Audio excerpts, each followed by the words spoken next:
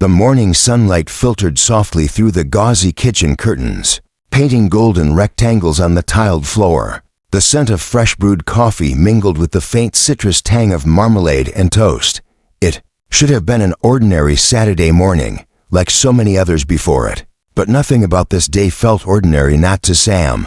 He sat at the breakfast table, his small hands cupped around a chipped mug filled with warm cocoa. His feet swung just above the floor, clad in fuzzy socks, one of them sliding halfway off. His heel, across from him, sat his father, Richard, hair still damp from the shower, a hopeful nervousness tugging at the corners of his mouth. And next to him, dressed in a cream-colored blouse and soft waves of blonde hair, sat Monica. She was all charm and effortless grace, her laughter like wind chimes in a breeze, her every movement polished and purposeful. She reached for the butter with a dazzling smile that somehow made Sam flinch.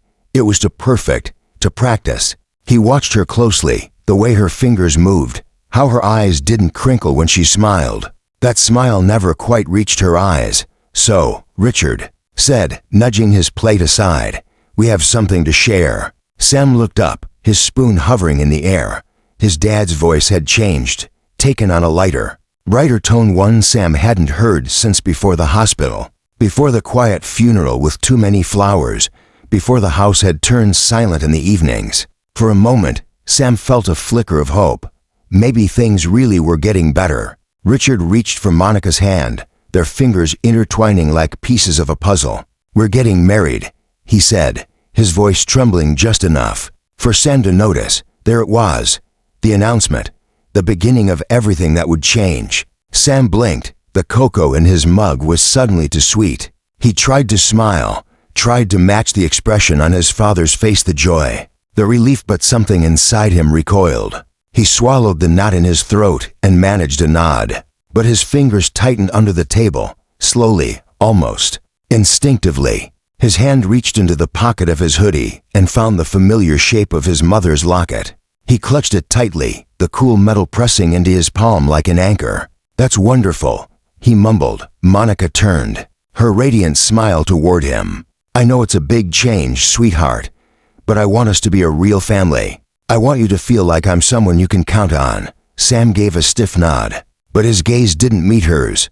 Instead, it drifted to the way her hand lingered on Richard's, possessive and calculated. He noticed how quickly she looked away from him once his father turned back to refill his coffee, her eyes going flat and unreadable for a fraction of a second. And just like that, the hopeful warmth of the morning felt thinner, stretched like a paper screen, hiding shadows behind it.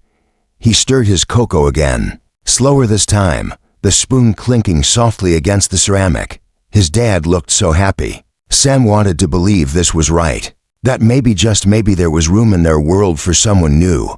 But as Monica leaned in and laughed at something Richard said, Sam's eyes narrowed slightly. He didn't know why yet, but something about her didn't sit right. It was a whisper at the edge of his thoughts, a chill under his skin. He held the locket tighter. He remembered what his mother used to say when something felt wrong, but couldn't be explained. Sometimes the heart knows what the eyes haven't seen yet. And today, Sam's heart had begun to whisper. The days that followed the announcement drifted by like fog, soft on the outside. But inside, Sam felt like he was sleepwalking through a maze of unfamiliar sounds and shifting shadows. His father's mood had transformed overnight. Richard whistled as he packed lunches. He sang along to the radio while cleaning the garage, something Sam hadn't seen him do in years. Even the house seemed brighter, airier, filled with fresh lilies and scented candles that Monica had brought in. But to Sam, it didn't smell like home anymore. It smelled like cover-up. He sat silently on the couch as Monica unpacked a new batch of framed photos, glossy, posed ones of her and Richard smiling, at restaurants, standing beside sunsets. She had started replacing the old family pictures in the hallway, the ones with Sam's mom.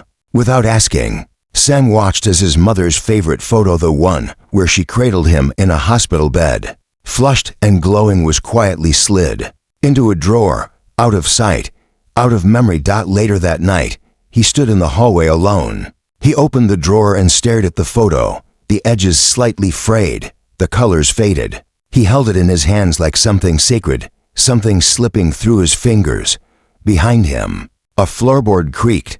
Monica's voice floated from behind, sickly sweet. "It's good to make space for new memories, don't you think?" Sam didn't turn around.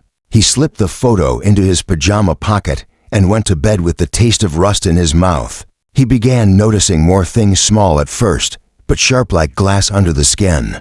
Monica's phone calls always stopped when Sam entered the room, the locked drawer in Richard's study that hadn't been there a week ago. Her phone, always on silent. She laughed too much and blinked too little. And sometimes, when she looked at Sam, really looked at him, her eyes seemed to hollow. Then came the moment that shifted everything. It was a Thursday. Monica had picked Sam up from school, insisting she wanted to spend more time with her future stepson. Her smile was bright, but her grip on the steering wheel was white-knuckled. They rode in silence for most of the trip until Monica's phone buzzed. She glanced at the screen and cursed under her breath, something Sam had never heard her do before. The voice that followed was not the one she used for Richard or company. It was low, clipped, calculating. "No, don't call me on this number," she hissed, barely audible. "Wait until the kid's asleep. I said the policy is already active. Just a few more weeks. Let him enjoy his little honeymoon fantasy." Sam turned his face to the window, hiding the way his body had gone stiff.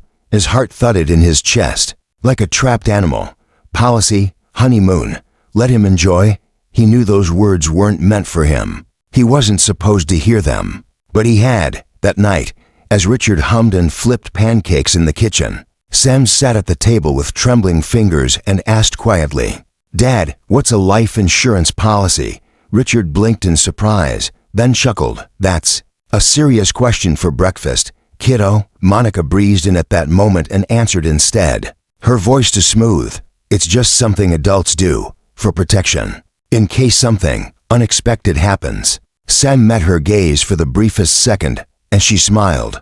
But her eyes didn't smile with her. The next day, Sam skipped lunch at school and sat in the library, surrounded by books and a laptop borrowed from the librarian. He typed life insurance policy after engagement into the search bar, then red flags in relationships, then how to know someone is lying. He read, he took notes, and the whisper in his heart from that morning in the kitchen had grown louder, clearer. Something is wrong. But still, who would believe a 9-year-old over Monica, the woman who had brought warmth back into his father's eyes? And so, Sam began to plan. He would watch, he would listen, and if no one else would protect his father, he would. The house had a new rhythm now, one Sam didn't recognize and couldn't quite predict. It moved to Monica's timing. Lights switched off earlier, doors locked with a sharper click, conversations lowered when Sam entered a room. Even the walls seemed to listen differently, as if the house itself were holding its breath. Sam noticed everything. He noticed how Monica's laughter disappeared the second his father left the room, like a light flipped off without warning. He noticed how she never used his name when Richard wasn't around, just kid or him. And most of all, he noticed the way she watched him, not openly, not obviously, but from the corners of her eyes, like someone measuring a problem they hadn't decided how to solve yet. One evening, while Richard worked late, Sam sat at the dining table doing homework. Monica moved around the kitchen behind him, her heels clicking softly against the floor. The sound made Sam's shoulders tense. She poured herself a glass of wine, the liquid sloshing just a little too fast against the sides. "You're very quiet," she said at last. Sam didn't look up. "I'm thinking." Monica smiled, but the smile was thin, stretched. "About what?" Sam shrugged. "Stuff." She stepped closer, close enough that Sam could smell her perfume, sweet at first, then sharp underneath. Her shadow fell across his notebook. "You don't need to think so hard anymore," she said. "Your dad and I are taking care of things now." The words sounded gentle. The meaning didn't. Sam felt something cold slide down his spine. He glanced up, just for a second, and met her eyes. For the briefest moment, there was no warmth there at all, just calculation. Then Richard's car pulled into the driveway, headlights sweeping across the walls, and Monica's face changed instantly. "Dinner's almost ready," she chirped, already moving away. That night, Sam didn't sleep. He lay awake listening to the house breathe pipes ticking, floorboards shifting, the hum of the refrigerator downstairs. At some point, past midnight, voices drifted through the floor. Monica's voice, low and sharp, a man's voice answered. Through the phone speaker, distorted but urgent. Sam slid out of bed and crept to the top of the stairs, his heart pounding so loudly he was sure it would give him away. "I told you not to rush me," Monica whispered angrily. "Everything has to look perfect." There was a pause, then she laughed softly. "But it wasn't a happy sound. Of course I care. That's why I'm doing this right." Sam's fingers curled around the railing. "The kid," Monica continued. "He's suspicious, but he doesn't matter. He's 9. Who listens to a 9-year-old? Sam's breath caught in his throat. "After the wedding," she said, her voice dropping even lower, "things will fall into place. Accidents happen all the time. People move on." A silence followed, heavy and deliberate. "Don't worry," Monica added. "Richard trusts me." Sam backed away slowly, his legs trembling, his mind spinning. He didn't understand everything she'd said, but he understood enough. This wasn't about love. It wasn't even about marriage. It was about something ending. The next morning, Sam tried to act normal. He poured cereal. He nodded when Richard kissed the top of his head. He answered Monica politely when she asked about school. But inside, fear wrapped itself around his ribs, tight and suffocating. Later that day, while Monica showered and Richard stepped outside to take a call, Sam did something he had never done before. He went into Monica's room. His hands shook as he opened her dresser drawers, his heart slamming against his chest. He told himself he was wrong, that he'd imagined everything, that adults didn't plan terrible things the way his thoughts suggested. Then he found the folder. It was tucked beneath neatly folded sweaters, thin but heavy with meaning. Inside were documents filled with words Sam barely understood, but numbers he did. Big ones, dates, his father's name, and one phrase that made his stomach twist violently. Beneficiary, Monica Hale. Sam snapped a photo with his tablet, hands trembling so badly the image came out blurry. He took another, and another. That night, Sam sat on his bed, staring at the screen, the glow lighting up his pale face. The whisper in his chest had turned into a scream. Monica wasn't just hiding something, she was dangerous. And the worst part, the part that made Sam's eyes burn with unshed tears, was knowing that his father was walking straight toward it with a smile on his face. Sam closed the tablet and reached for his mother's locket, pressing it against his heart. "I won't let her," he whispered into the dark. For the first time since his mother died, Sam wasn't just afraid. He was ready to fight. The air had shifted. Sam could feel it. It was in the way Monica glanced over her shoulder more often now, how her voice grew sharper when she thought no one was listening. It was in the silence that crept between her and his father, whenever Sam was near, as if she knew her carefully. Constructed lie was cracking, but Richard was all smiles and plans. He had no idea he was walking on a floor made of eggshells and gasoline. The wedding invitations had gone out. Monica was deep in choosing floral arrangements and table settings. Richard was busy finalizing the venue, a small coastal chapel with ivy-covered walls and a view of the ocean, the kind of place Sam's mother had once dreamed about. Now Monica was using it like a stage. Sam watched her that evening from the hallway, the warm glow of the living room spilling into the shadows. Monica was curled on the couch, pretending to laugh at something on TV. Her phone nestled beside her like a loyal pet. She didn't see Sam crouched silently by the staircase. She didn't hear the soft click of his tablet camera as it snapped. Another picture, this one of her phone screen mid-message. Target locked. 2 weeks left. Then it's payout and gone. Sam took a shaky breath, fingers curling around the edge of the stair post. He didn't know who the message was for, but he had begun to suspect. It was the same number she'd whispered to on the patio. The same contact marked only with the letter R. He needed help. Real help. And so, on a cold Monday morning, Sam slipped into the school library during lunch, bypassed the rows of comic books and computers, and made his way to the far back table. There, alone and surrounded by thick, quiet, adult-sized books, he opened the photos and documents he'd collected. The librarian, Ms. Arden, noticed him. She was a kind older woman with silvering hair and eyes that missed nothing. After a while, she wandered over and leaned gently on the table. "You're in deep today," she said, smiling. Sam hesitated. "It's for a project," she nodded. But her eyes lingered on the insurance policy pulled up on the screen, on the headline of a browser tab still half visible. "Signs your parents' partner might be dangerous." She didn't press. Instead, she said, "If you ever need to talk to someone, I'm here." Sam nodded, grateful but silent. Then she walked away. But as she turned the corner, her brows furrowed. That evening, Sam took the boldest step he'd taken yet. He snuck into his father's study. The drawer Monica always locked was slightly ajar now. Sloppy, inside was a thin black notebook, leather-bound and cold to the touch. Sam opened it, expecting more wedding checklists, but it wasn't Monica's wedding plans. It was his father's schedule down to the minute. Meetings, routes, coffee shop visits, gym times, grocery habits, his travel insurance documents, passwords, even where he parked his car most days. There were notes in a different handwriting scrawled along the margins. Try to make him switch gyms. More isolated. Tell him swimming is romantic ocean option.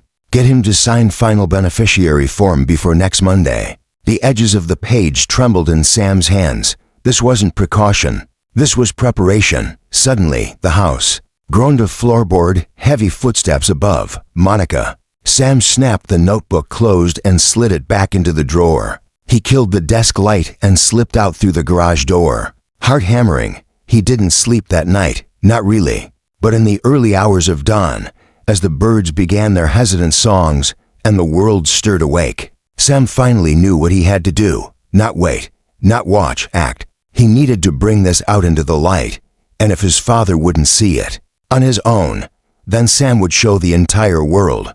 The wedding was in 11 days, and he was going to stop it, even if he had to burn every lie to the ground. The days crept by like animals stalking in tall grass, silent, predatory, waiting. Every tick of the clock was louder now. Every glance from Monica a little more loaded.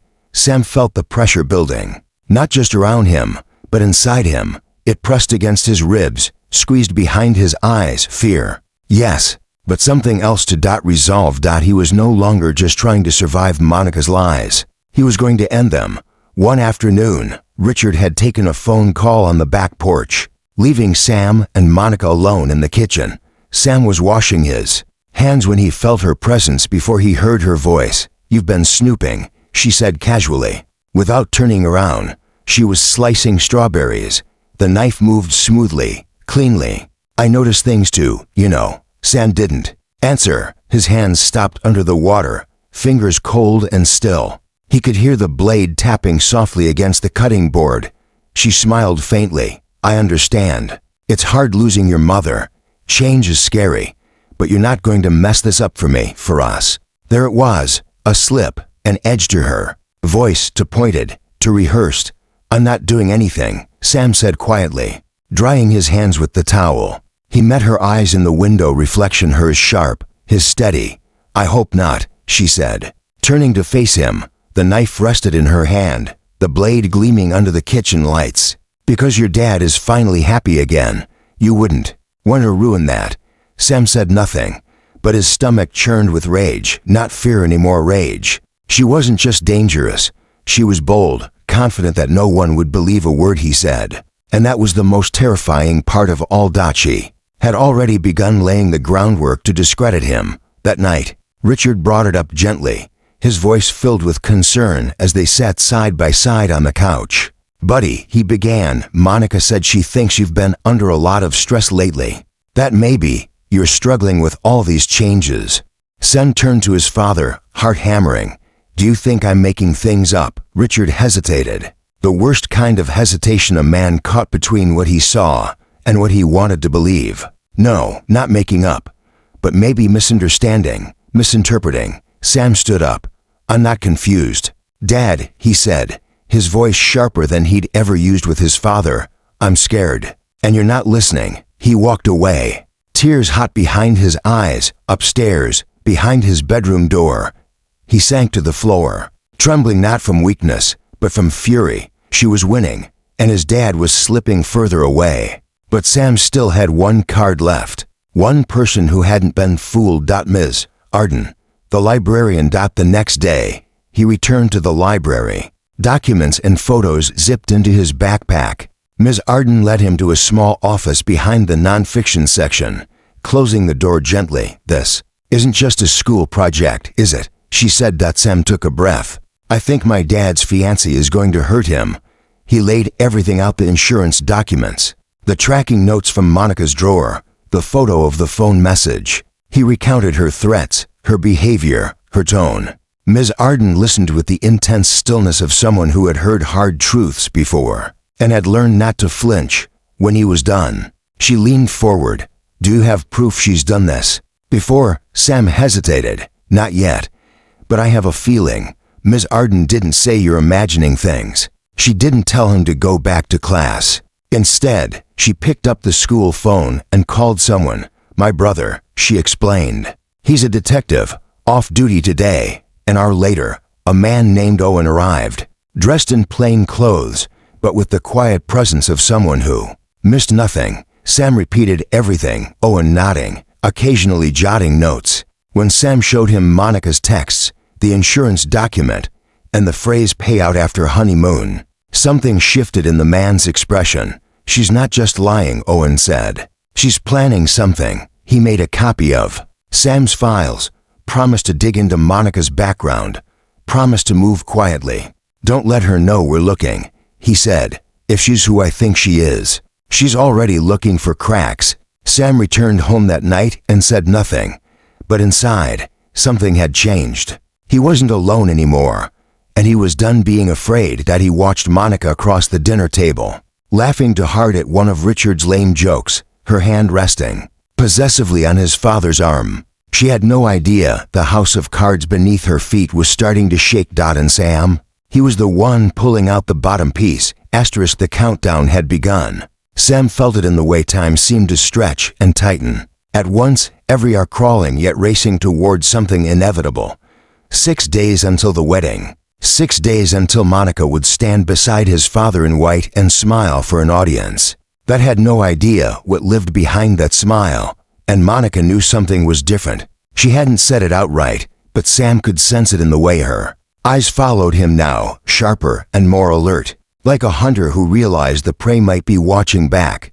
The casual cruelty was gone, replaced by something colder: control. That morning, Sam woke to find his bedroom door slightly ajar. He was certain he'd closed it the night before, his backpack set where he'd left it. But the zipper was open, the contents disturbed just enough to notice. His heart sank. She'd been in here. At breakfast, Monica poured orange juice with exaggerated cheer. "Big week coming up," she said brightly. "Lots of excitement, lots of emotions." Sam stared at his cereal, forcing himself to breathe evenly. "Yeah," Richard smiled, oblivious.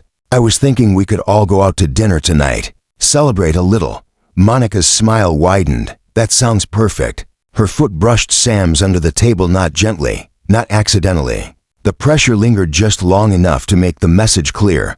"I know you're hiding something." At school, Sam could barely focus. His pencil snapped in his fingers during math. The sound too loud in the quiet classroom. When the final bell rang, relief didn't come.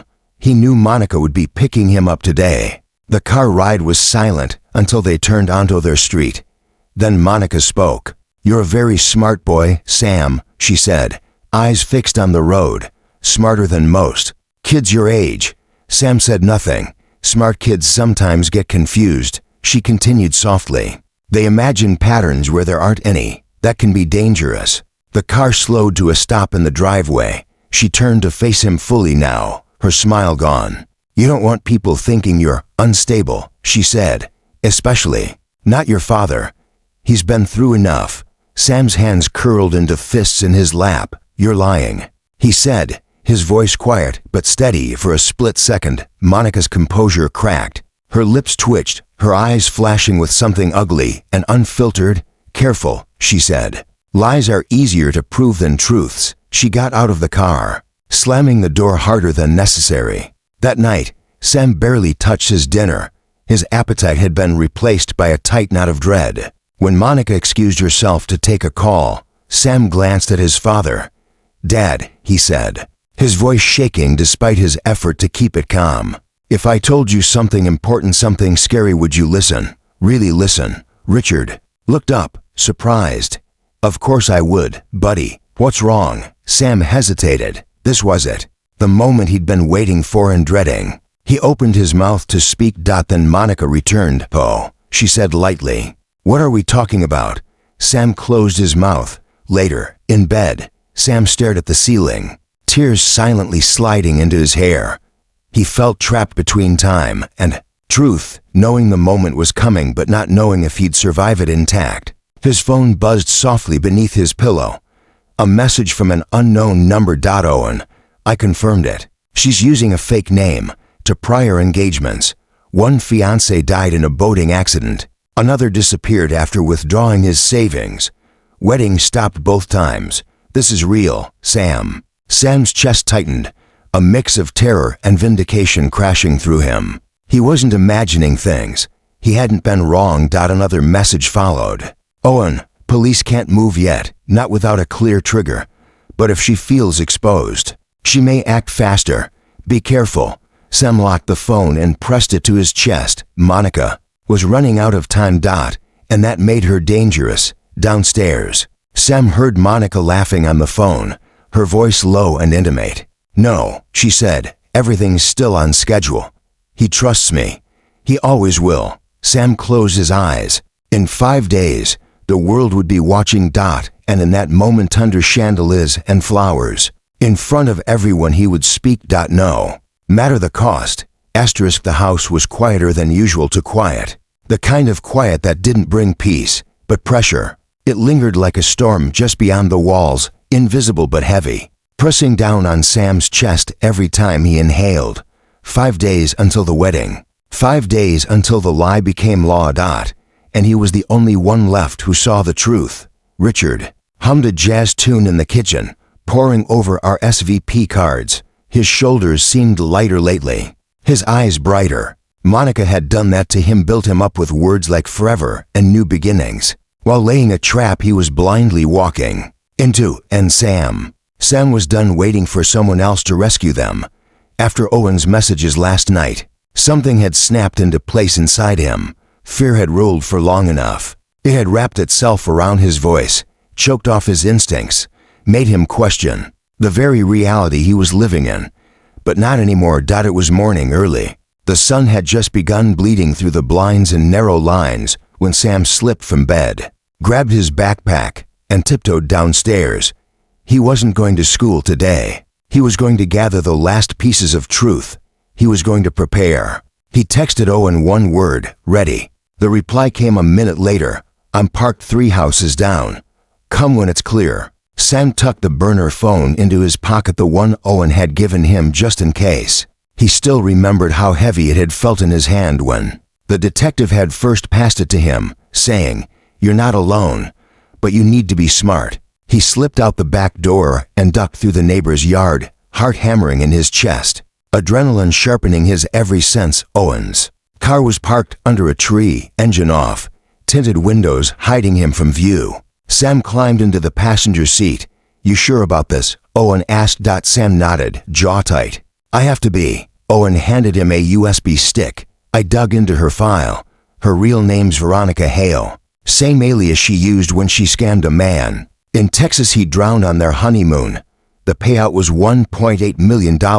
No charges filed. She vanished before authorities could pin her. Sam stared at the flash drive. "You think she'll do it again?" "I don't think," Owen said darkly. "I know." They spent the next 2 hours planning, not just how to stop the wedding, but how to expose her. It had to be public. It had to be undeniable. Monica wasn't the kind of monster you unmasked in private. She thrives in control, Owen said. Rip that away from her, and she'll unravel. Sam returned home just after lunch. Monica was in the kitchen, speaking in a low voice on her phone. She stiffened when she saw him and hung up immediately.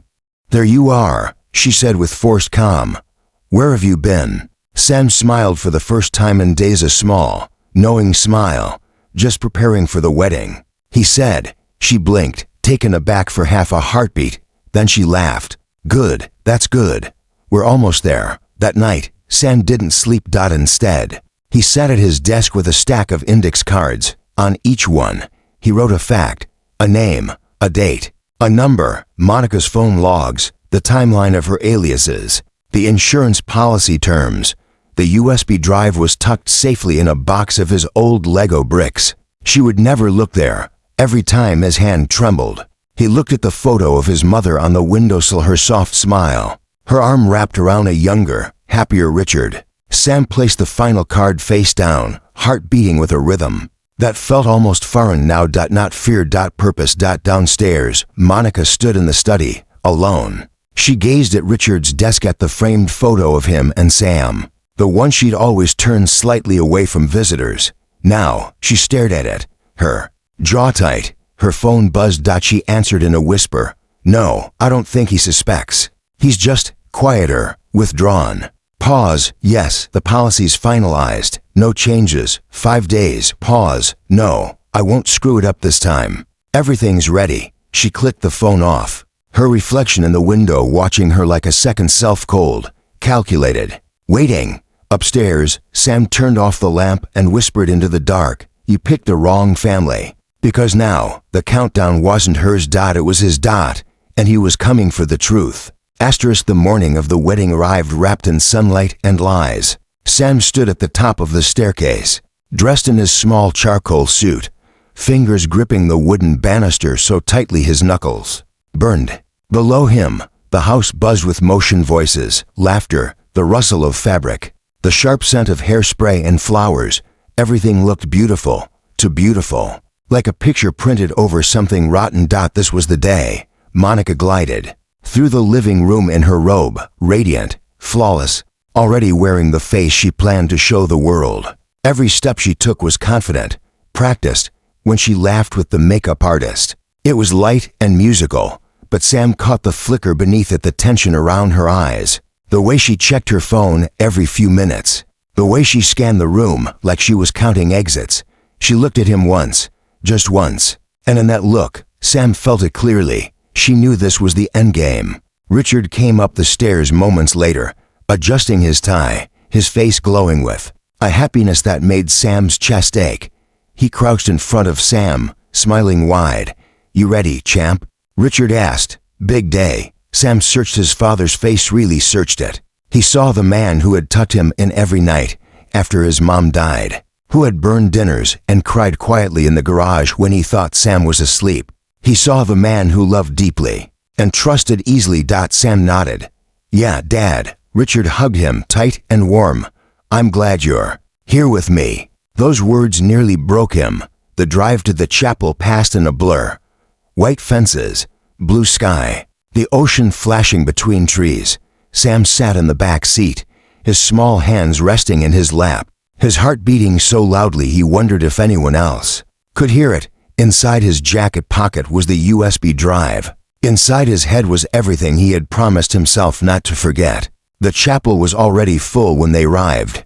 Guests turned and smiled, whispering about how grown-up Sam looked, how lucky Richard was to have found love again. Sam walked down the aisle slowly, each step heavy, his shoes echoing against the polished floor. He took his seat in the front row. Alone. Monica entered moments later. She was stunning. There was no denying it. The dress fit her perfectly, the veil catching the light like something holy. Gasps rippled through the crowd. Cameras lifted. Richard's breath caught. Sam watched her carefully. She didn't look at Richard first. She looked at Sam. Her smile was soft, serene, but her eyes warned him. "Don't you dare." The ceremony began. Words flowed over Sam like water over stone. Love, commitment, forever. His pulse thudded in his ears, drowning everything else out. His fingers curled around the locket in his pocket, the metal warm from his skin. This was the last chance. His stomach twisted as doubt surged. What if he was wrong? What if he destroyed everything for nothing? What if his father never forgave him? Then he remembered Monica's voice in the dark. Accidents happen. The kid doesn't matter. The officiant's voice cut through his thoughts. If anyone here can show just cause why this couple should not be joined in marriage, Speak now or forever hold your peace. The chapel went silent. A second passed.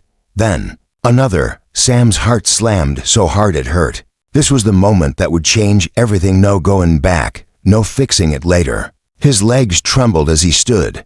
For a terrifying instant, no sound came out. Then he spoke. Stop. The word echoed louder than he expected, slicing through the silence like glass.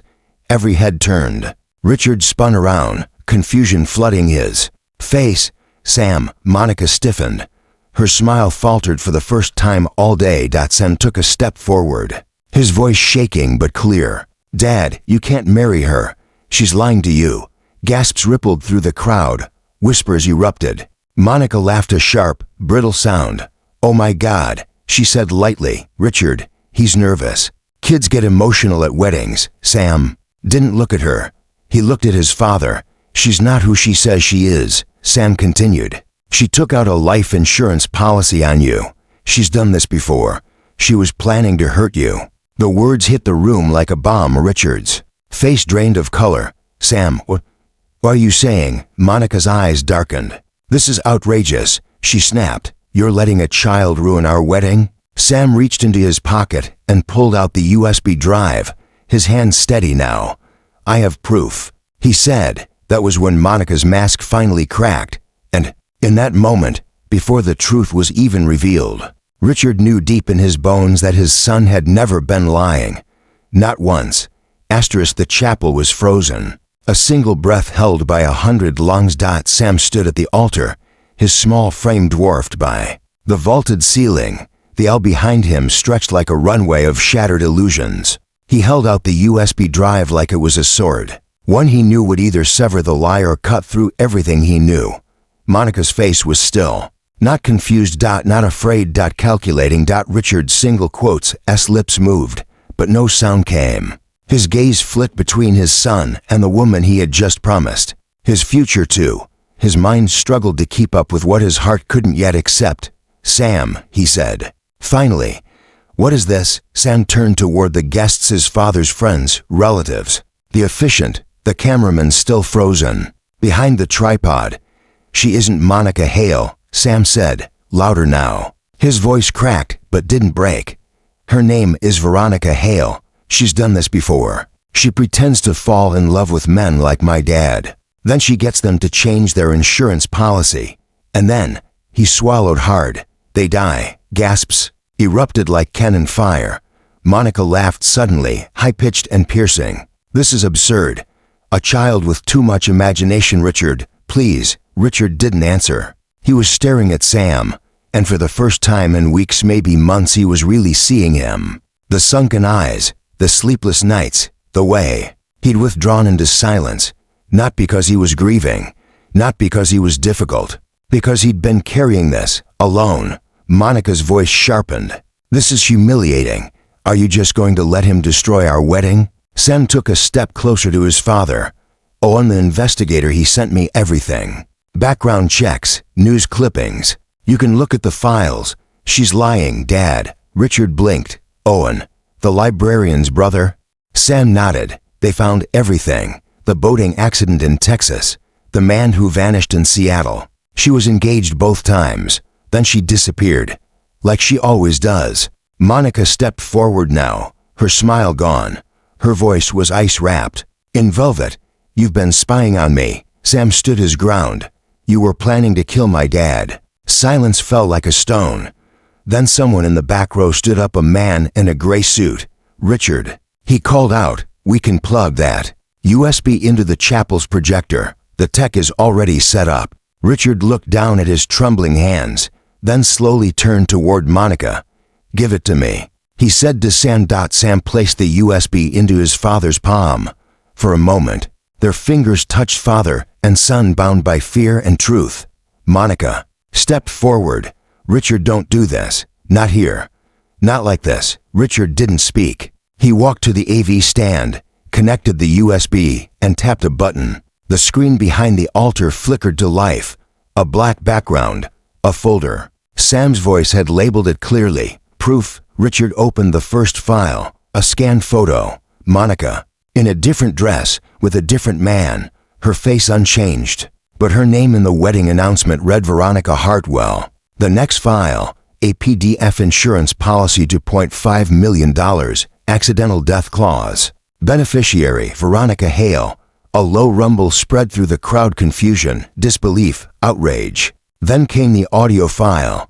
The recording began to play over the chapels. Speakers, Monica's voice, unmistakable. He'll never see it coming. He's too busy playing perfect dad. Once the honeymoon's over, it's just a matter of timing. A man's voice replied. And the boy? Monica again. He's annoying, but manageable. They always believe the kid is just acting out. By the time anyone realizes, I'll be gone. Gasps turned to cries. One woman stood and walked out, her hand pressed to her mouth. Richard was frozen. Monica turned to the crowd now, her mask shattered, her voice rising like a cornered animal. You idiots, she shrieked. You believe. A child over me, over me. She turned to Richard, eyes ablaze. You think I loved you for your personality? You think I wanted to play mommy to your sad little orphan? Richard flinched like he'd been slapped. Sam took a step back. Monica. Reached for her purse, someone shouted. An usher lunged forward and tackled her to the ground. The purse spilled open. A burner phone clattered across the marble floor.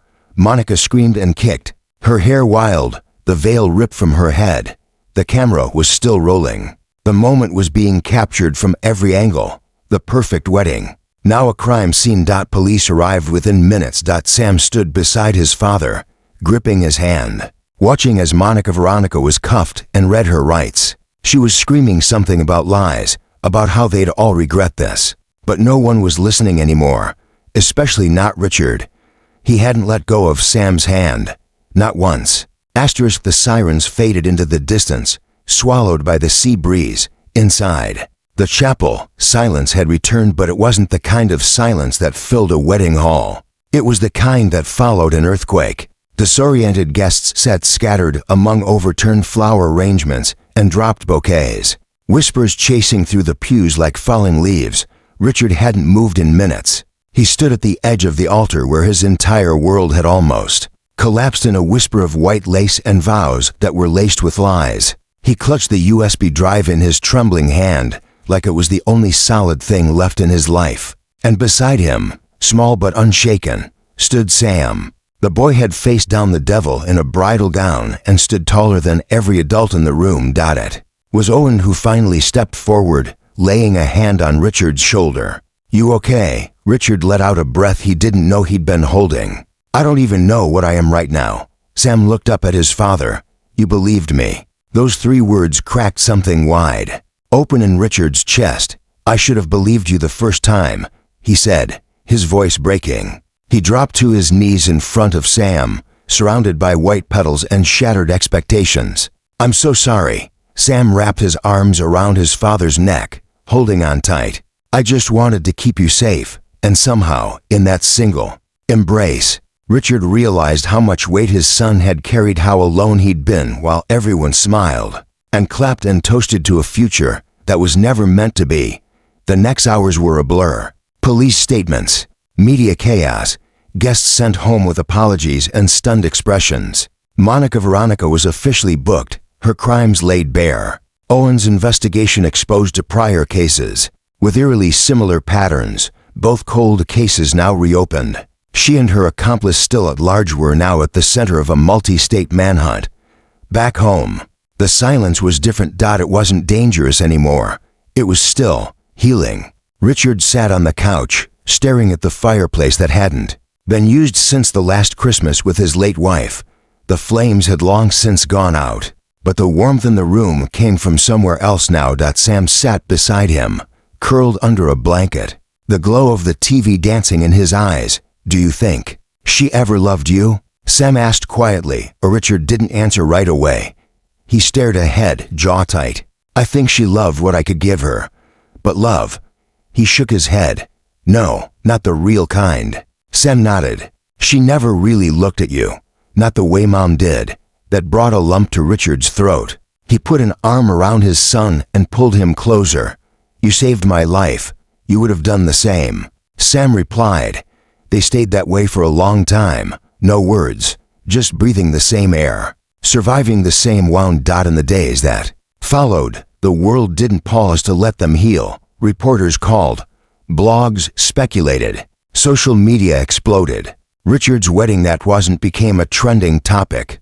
Boy hero stops killer bride. Monster in a wedding dress, 9-year-old. Exposes murder plot live at the altar. But inside their home, things began to slowly stitch back together. Richard hired a therapist not just for Sam, but for himself. They attended sessions together. They talked through guilt, fear, anger. The silence that had once been a wall between them now became a bridge. Sam returned to school and found that, for the first time in a long time, he was no longer invisible. Kids who once overlooked him now looked up to him.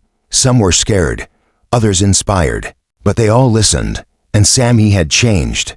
He was still quiet, still observant, but there was steel in him now, a deeper awareness of how fragile people could be and how dangerous smiles could become. Owen stopped by often. He brought updates. Veronica's partner had been identified. A man named Elias Marr, former fiancé of one of her victims, turned co-conspirator, still missing. She won't say where he is, Owen told Richard one night over coffee. Won't talk. Not even to cut a deal. Richard frowned. You think she's still protecting him? Owen shrugged.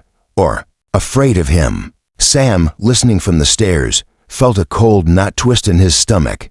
Even with her gone, the shadow lingered. 6 months later, on what would have been their honeymoon week, Richard and Sam packed up a cooler, grabbed a couple of fishing rods, and drove to a quiet lake 2 hours out of town. Just the two of them. No reporters, no police, no flowers or white dresses or echoing chapels. Just a father and son, sitting by the water, watching the wind ripple across the surface like something alive. I don't think I'm ready to trust again, Richard admitted, reeling in an empty hook. Sam looked out over the lake. That's okay, he said. You trusted me. That's a good start. Richard smiled, a real one. Best decision I ever made. They stayed until sunset. The air turned golden, and the sky bloomed with color. Sam threw a rock into the water and watched the ripples spread. I don't think people really disappear, he said thoughtfully. Not all the way. Richard raised an eyebrow. What do you mean? I mean, Mom's still here, and maybe even Veronica. In our memories, the good and the bad. They don't go away. We just learn to live around them. Richard nodded slowly. That's pretty wise for a 9-year-old. Sam shrugged. I've had a busy year. They laughed. And for the first time in a long time, the sound didn't feel borrowed or forced. It felt like healing. They packed up and drove home under a sky full of stars, the road ahead long and open. There would still be scars, still questions, still nights when sleep came slow and memories knocked at the door. But they had survived the storm, together, and they would face whatever came next the same way. As father and son. As truth and trust. As the boy who saved his father and the man who finally saw him.